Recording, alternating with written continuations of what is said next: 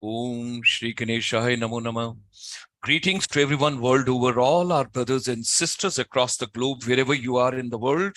We extend you a very warm green morning, green afternoon, and green evening, depending on the time zone wherever you are. Thank you for joining us every day at 8 p.m. in the evening. Today is a very important topic, and Julie Subba ma'am from the northeast part of India is the first to join.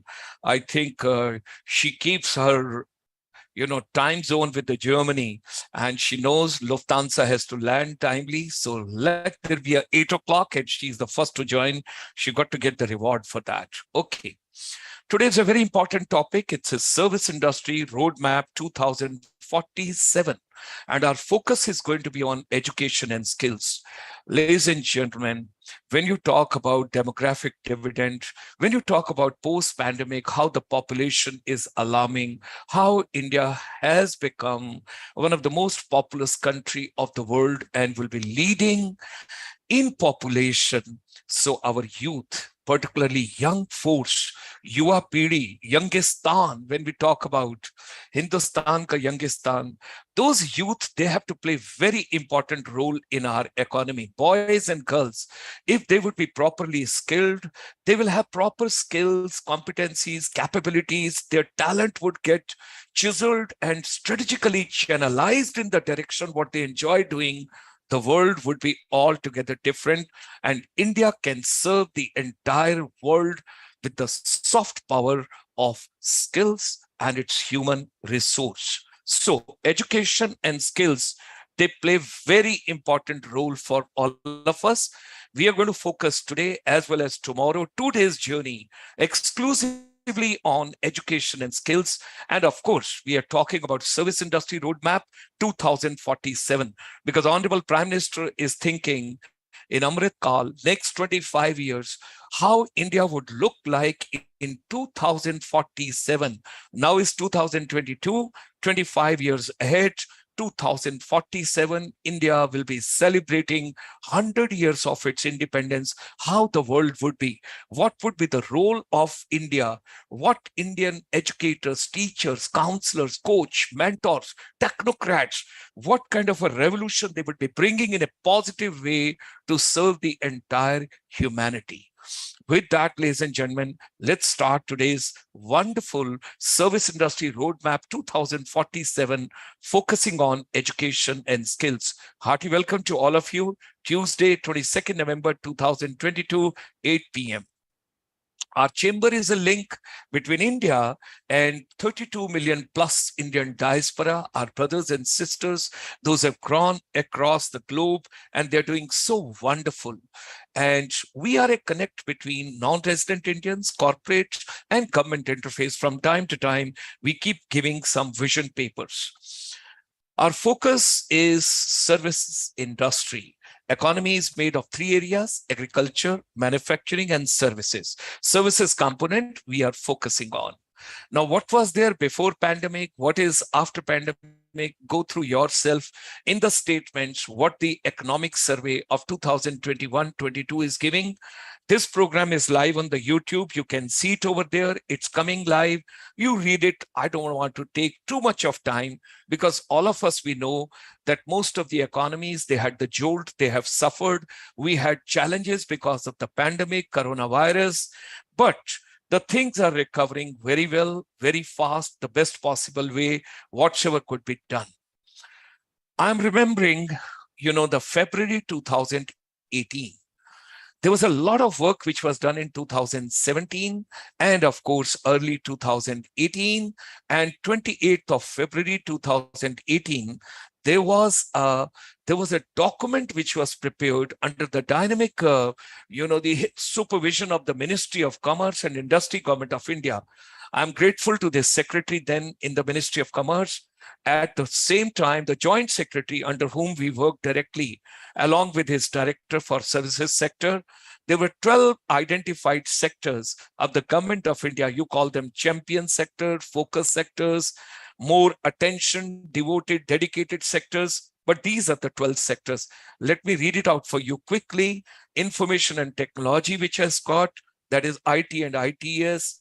tourism, hospitality, medical value travel, transport and logistic, accounting and financial, audiovisual services, legal services, communication services, construction and related engineering services, environmental services, financial services, and of course, top of the check, that is educational services.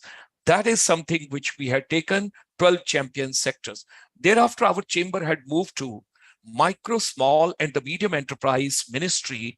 It was such a scintillating moment when we made numerous presentations. We have been going to the corridors for years together to the Ministry of MSME, and finally it saw the daylight, where it was recognized based on the roadmaps and the strategy in the Ministry of MSME that services got to be brought at par with manufacturing sector.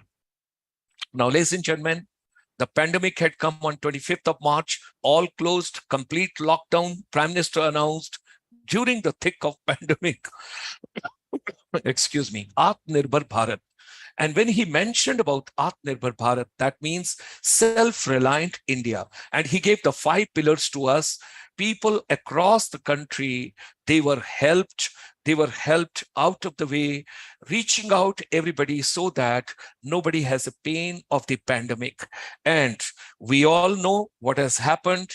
India discovered, India, planned and everything and helped even with the vaccine world over.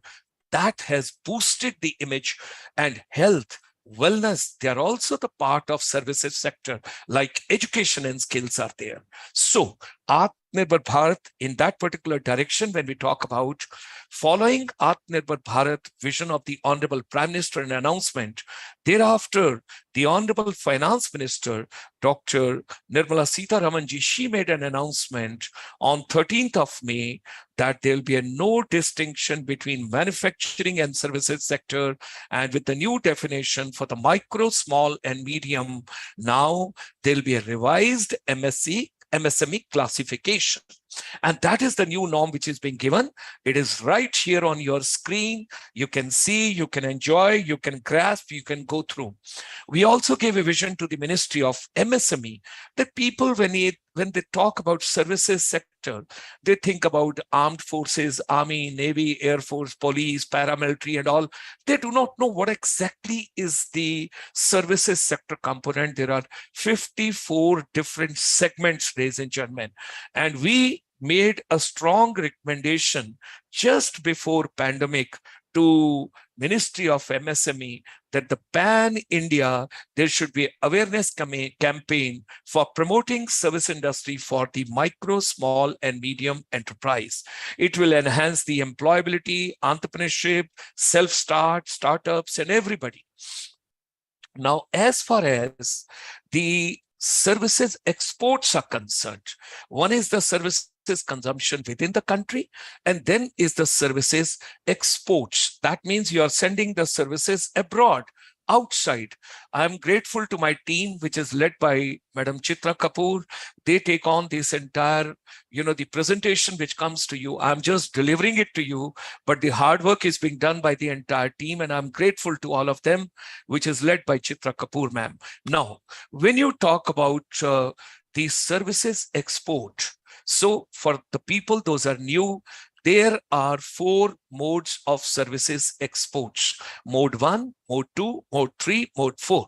Mode 1 is, you got to take it that cross-border delivery, like delivery of education services, which can be done via internet. That means you are sitting in India, but you're giving education to Latin America, and you're giving education in African continent, you're giving education to Central Asia, Middle East, wherever it is. So that's a cross-border delivery.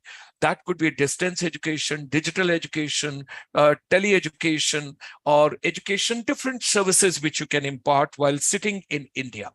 Mode 2, that is consumption abroad. That is movement of the students from one country to another for higher education.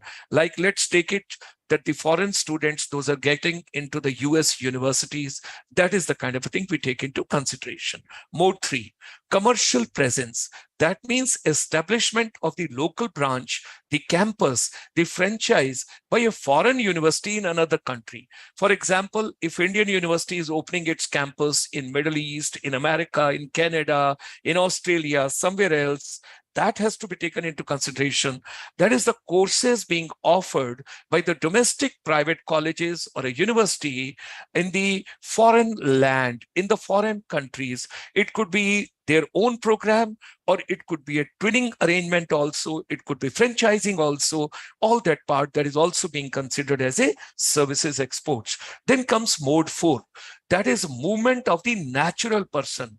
That means physically you are going for a short duration, for a long duration, depending on, it's a temporary movement of the teachers, lecturers, educators, coach, counselors, technocrats, and they provide these services education overseas. So specifically, we have taken the case with you of services export, where you understand in a simple way which are the 4 modes of education services supplied to other countries, because services exports is very, very important.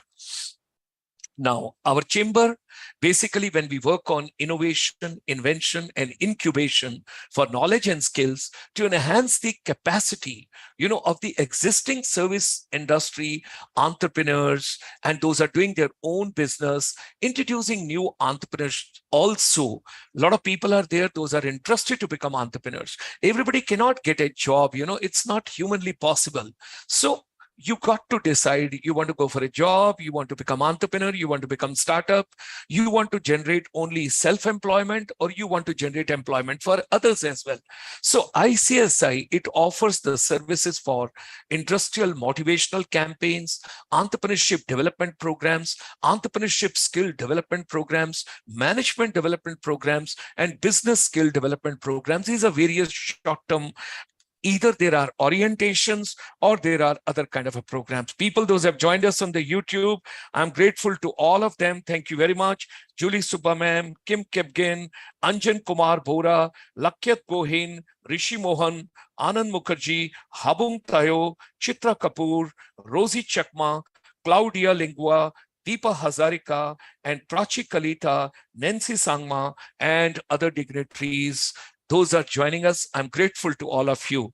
And let's keep pushing, developing, channelizing, capacity building, because education is the only platform with the right skills which can bring equality across the universe with peace and prosperity, where we all live together. Now, ladies and gentlemen, when you look at world's top exporting countries, you got to look into, starting right from United States to United Kingdom to Germany to China to Ireland to France. India stands on the 7th position as on date. We'll improve this position after some time. Now, the Honorable Commerce and Industry Minister, Piyush Goyal, he gave a big push and a big change, and he expects that by 2030, services sector will be doing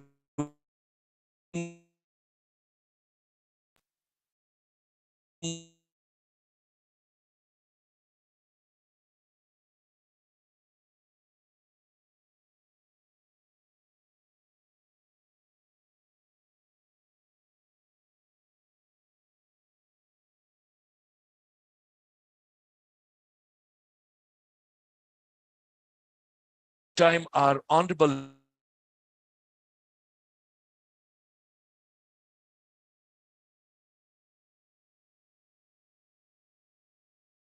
he keeps telling us from time to time, where he says that as far as education is concerned, it's the soft power.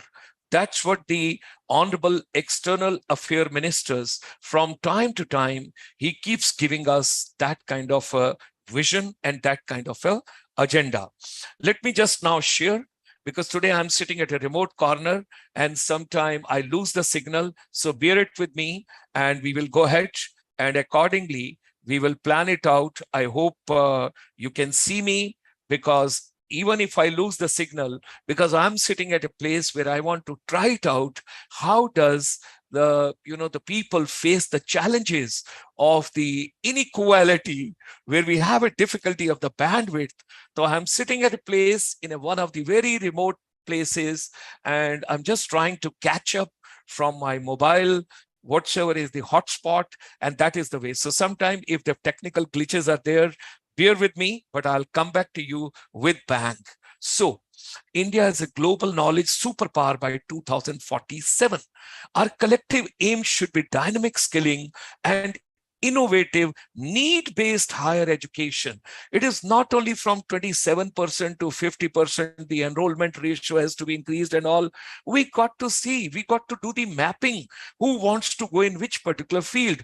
Everybody is not meant for the same kind of output. Everybody is different. We all are different. Our perceptions, our inclinations, our passions, our devotions, our dedications, and our stimulation, all is different for everybody. We got to take into consideration. So we strive to make India as a global destination for quality education.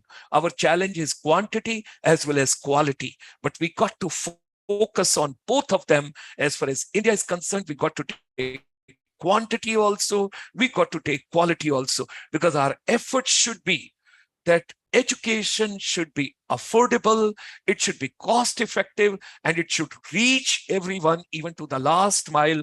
The person who is sitting near the border, the person who is not having an access to the metro or to the urban places, but they also deserve, they also have dreams, they also have desires. We got to reach them. That is something very important, ladies and gentlemen. We all got to understand.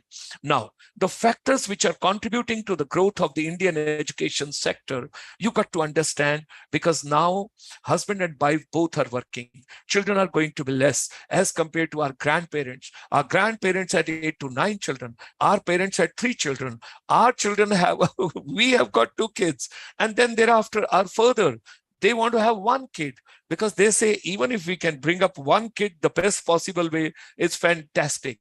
But at the same time, wife is also working. So there is a more increase in disposable income, and they can give better quality education. Now, there is a huge demand, and there's a gap of supply also of these services which are to be given related to education with quality for quantity.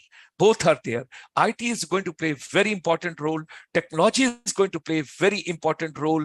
And if we do services exports, we will have more foreign direct investments also coming to India, because that's the way we earn foreign exchange as well. Now, internet-based learning, when you talk about IoT or when you talk about ICT, you have to take into consideration, and for that matter, government has to have very liberalized policies, because you got to give more room, more scope, and you have to work out a strategy where institutions can grow independently, collectively, hub and spoke model in the entire community, but they need oxygen. They need freedom to grow. I will share in a little while what our chamber brought to India in 1994. I'll share with you in a little while. Now let's talk about transforming workforce skills for services exports and how that is going to take place for India's economic growth. The talent pool which we are developing in India and which has to be developed in India, it has to offer perfect whatsoever is the need of the hour world over. That's why our skilled manpower has to be multitasking. Investing in people's capability is the most important. Investing in the institutions, of work is very important. Investing in decent and sustainable work is very, very important, which we all have to take into consideration. NEP 2020, it opens a lot of new doors, wide engagements. So we got to see what exactly is the need in the world and what we have to work out. Hearty welcome to Ajay Kundal. Hearty welcome to Wamuzo Vero on the YouTube. Thank you for joining us. It's a pleasure to have all of you. Now let me move ahead. Ladies and gentlemen, let's enjoy the technology. Technology-led innovation will take education and learning from cognition to immersion. Immersive technologies such as augmented reality, virtual reality, they have positively impacted the education industry by enhancing learning efficiency and improving the positive engagement and also the knowledge retention levels. And that is something very important. So AR, VR is going to play a very important role. Gamification. Why does it happen when the children is getting some game on their mobile phone or on their iPad? They are so very happy. They don't want to take breakfast. Moms keep calling them. I keep seeing them and I keep laughing because children are positively engaged. They enjoy that. Can we make education rewarding? Can we make education humorous? Can we make education joyful? So gamification in education, positive innovative games, yes, we would make an appeal, humble appeal, social appeal to all the game producer companies. Please produce positive games. Please bring positive, innovative games because the management technologies, strategies, innovation, rewards, user engagement, achievement, challenges, learning, goal setting, skills, competencies, productivity, motor skills, everything can be enhanced and improved through the means of games. Children will enjoy.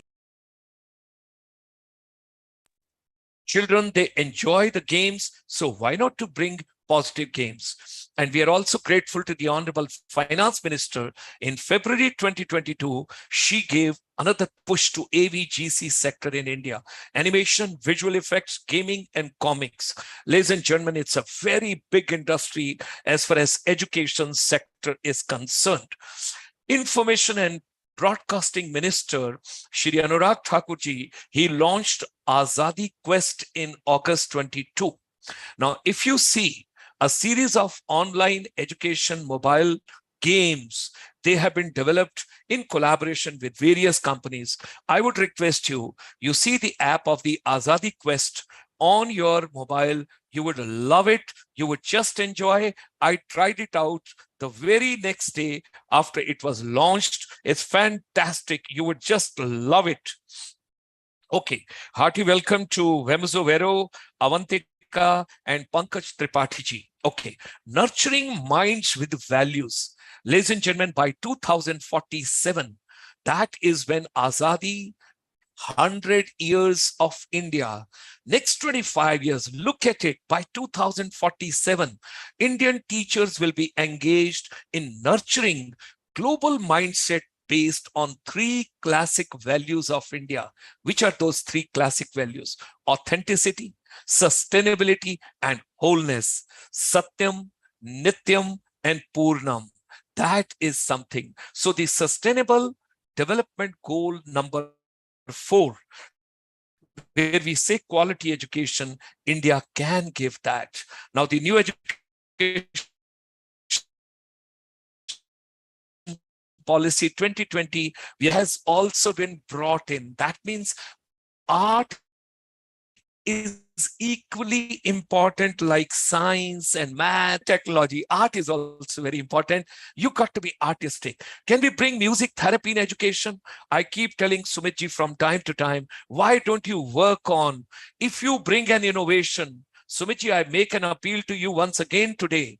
If you bring innovation, how the music can be inducted in all subjects, like mathematics can be taught very well, all the algorithms when we talk about, think about it, how can we work out, how the music therapy can be brought into education. See these beautiful instruments over there. Try and see all the Indian instruments. Sometime back, Honorable Prime Minister of India had a wonderful vision and he shared with the whole globe and the universe that Indian music industry can do wonders world over. And Indian music, you know, it can give lots of benefits. How music can help the brain meet the happy chemicals. So think about it, plan about it. People, those enjoy music, try and work onto it, how it can be a part of dancing. That's another way. Our classical dances, music with dance. This therapy is also very important in education, ladies and gentlemen. Wonders can be done. You can't imagine singing, dancing, music, and humming all around can do wonders to the education and skills. Let's come to the next one. Knowledge in 2047 will move from discipline-based units. I'm endorsing discipline-based units to the unity of meaning and understanding. Multidisciplinary, interdisciplinary, and transdisciplinary. You got to understand transdisciplinary is about creating a coherence of intellectual framework beyond the disciplinary perspective. That theater kind of a classrooms and sitting over there and blackboard and one person standing in front. I'm going to say, I sometimes laugh. I'm also a teacher, and I laugh and laugh. If one teacher cannot teach one subject properly, with due respect, how do you expect the children to learn 6 to 7 subjects? I think there is a lot to be done. And any country, let's take an example of Singapore. If they are spending 20% of their GDP exclusively on education, they have done wonders. The other day, I saw one of the video with my team, the entire team, excuse me. And all of us, when we saw that, I was amazed. Tunisia, can you imagine? Excuse me. Tunisia country, they are spending 20% of their budget on education ecosystem when they got independence. I was amazed when I learned that 20% of their budget they spend on education. It's mind-blowing for me. Okay, let's come next. When you talk about multi, inter, transdisciplinary, differentiation between interdisciplinary and transdisciplinary, we have to understand. Ladies and gentlemen, the society, the community, the parents, the teacher, the students, the corporate, all the stakeholders, and you got to have a world perspective. You have to have a world view. How do we go forward? How do we plan? How do we work it out? That has to be taken into consideration. Very important for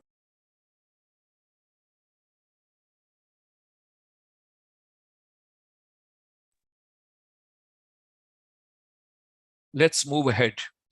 And here we go. Research and analysis in learning.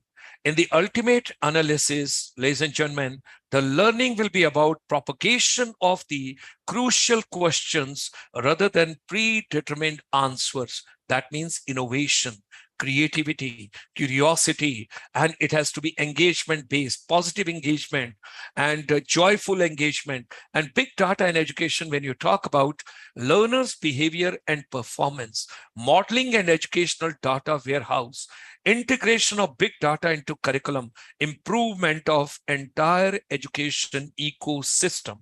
All that has to be taken into consideration. It's very important for all of us. Now, what are the future predictions of 2047? Our classroom will not be a place, but a space.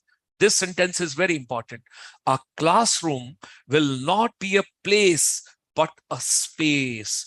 That means you will have most of the things virtual. Schools in 2047. Schools will not be a brick and mortar houses, but a connecting hub that will digitally decode, deliver, and disperse knowledge. Disruptive innovation. Technology will give greater access to exclusive knowledge and fulfill unmet learner needs. Harnessing technology. Technology will not be a cosmetic add-on, but serve as a strategic purpose. Leading schools of the world will harness talent and technology seamlessly. Just when the pandemic had come, how much challenges we had, how much difficulty we had. Oh, we were asking our children, excuse me, please come. Can you just tell me how to switch on the Zoom, how to go on to, excuse me, how to switch on my PPT and how to go by. But look, with the time, we all have grown. We have moved ahead because you wanted to adopt technology. There was no other escape route. So ladies and gentlemen, I think This pandemic in a positive way has given lots of push and accountability for everybody. Everything has become transparent because who you are, what you have to display before the world, and education is totally transparent now. That is the way we have to take into considerations. Now, India is home to the world most valued edtech startups. A lot of startups are coming up, so that we will take care of. There are some unicorns also, which have come up during this particular time. Now, the non-resident Indians, when I talk about, are Indian diaspora, 32 million people, those have gone abroad. Ladies and gentlemen, they can do a lot because our chamber has done a lot of research on that.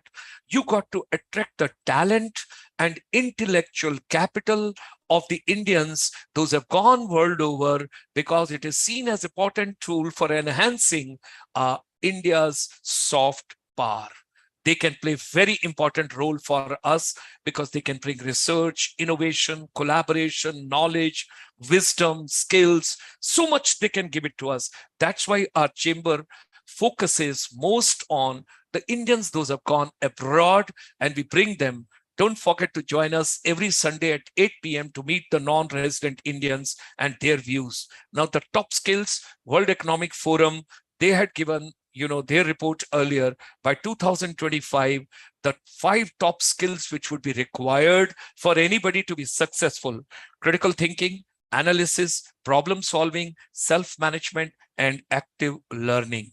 Let's move ahead.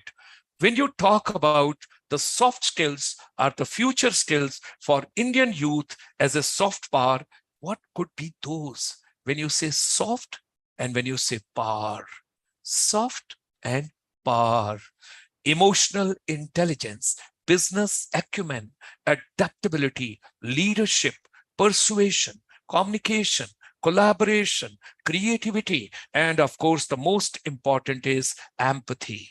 Empathy, not sympathy, empathy. Imagining education in India at 100 years, so I'm talking about 2047, leveraging Industry 4.0, innovation, resilience in education system, future skills, and inclusivity. So ladies and gentlemen, there is a challenges. We got to move ahead because we have got quantity and quality. India's mission is not just to be among the best in the world, but also to be the best of the world and for the world. We are for the world. Right from the beginning, our policy had been Vasudhaiv Kutumbakam. That means one world family. Bahujan Hitay, Bahujan Sukhay. Indian civilization ethos is primed for soft power leadership in this century. So ladies and gentlemen, our chamber, when on 25th of March, 2020, Honorable Prime Minister told complete lockdown to save every human being, we also locked down, but we went 360 degrees, 24 hours for digital, that is teacher and youth empowerment. And we have come a long way. During the thick of the pandemic, we have done in a very humble way 1,600 webinars, all focused on education, educators, teachers, youth, technology, and making education and skills relevant, related to services sector. We are also proud that way back in 1994, we brought India's first finishing school, and that is something on your personality and communication. We are proud that more than 52,000 youth and 35,000 teachers, they've gone through the finishing school, education, empowerment, and entrepreneurship and employment. Now the 21st century, post-pandemic, everything from the brick and mortar has gone digital. Now is the inspirational lab.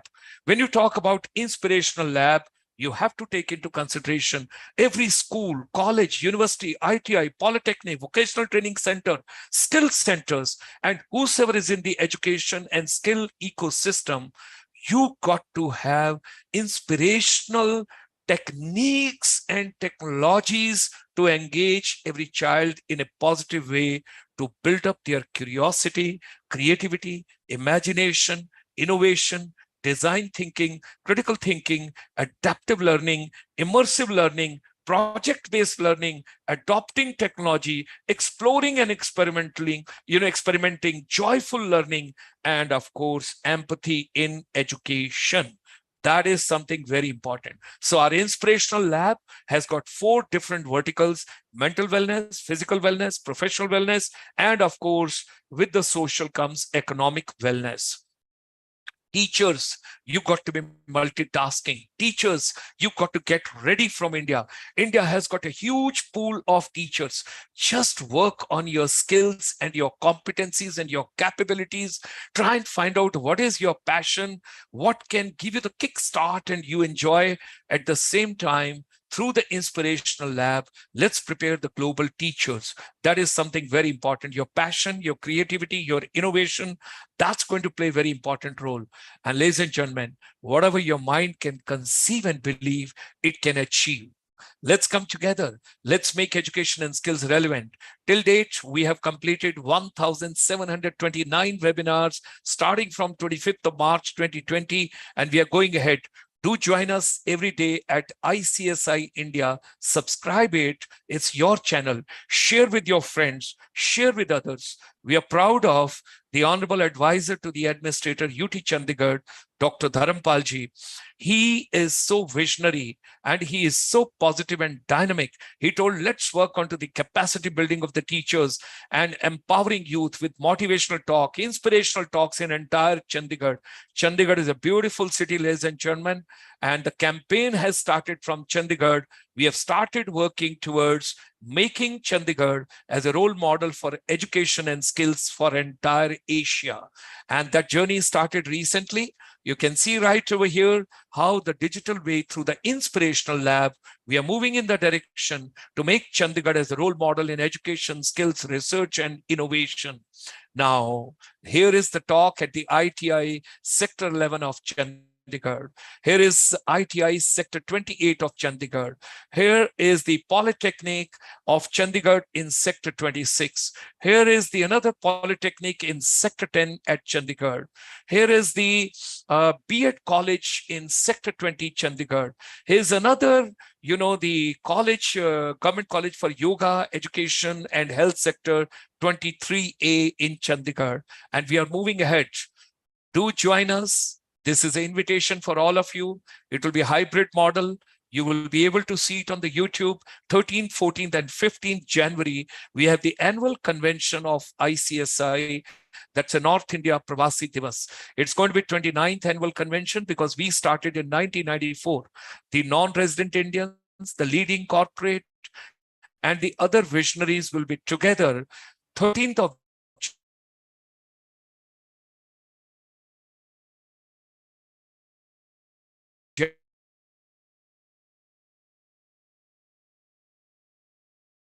January will